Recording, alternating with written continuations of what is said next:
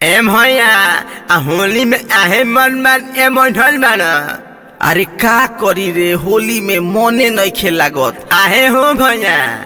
अरे देख ना हमार जवन लाभारवा रहल हिया। हाँ अरे उ तो तनिकियो बातें नहीं खे करत। आज 4 दिन हो गइल, आज होली हो, मने नहीं खेलागत। रुका भैया, हम देखो नानी हरा माल के आहाल में जो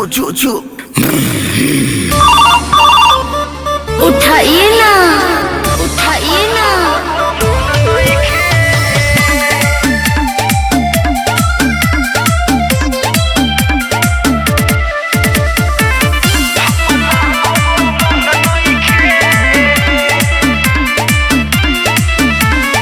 होली में लभर बिया खिसियाइल, तेही बताओ बोलो कैसे मनाई। बताओ बड़ा मन करता मिले के रे। होली में लभर बिया खिसियाइल, तू ही बताओ बोलो कैसे मनाई। कोनो सूझत उपाय नहीं खे। आज होली हो रे यारवा, हमर लागत मन नहीं खे। आज होली हो रे यारवा, हमर लागत मन नहीं खे।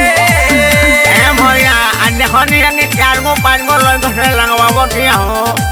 अच्छा हमरा से कहत कि तार पिचकारिए मोट बा।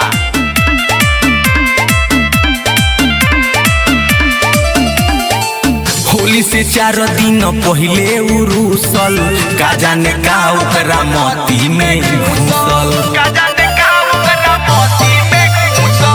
होली से 4 दिन पहले उरुसल, का जाने का ओकरा भेजा में घुसल। हो तो फोनवो से बात नहीं खे। उठाइए ना। आज होली हो रे यारवा, हमर लागत मन नहीं खे। आज होली हो रे यारवा, हमर लागत मन नहीं खे।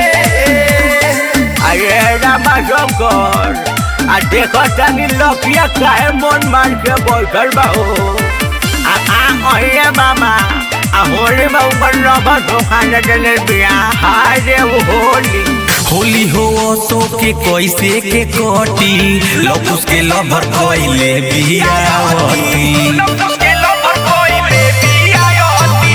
होली हो सो के कैसे ही कटी, लकी के लभर कोइले बियावती। मोर पिचकारी सोहर नहीं खे। आज होली हो रे यारवा, हमर लागत मन नहीं खे। आज होली हो रे यारवा, हमर लौकत लभर नहीं खे। पूरा होली बेकार कर दिया। चलो जी।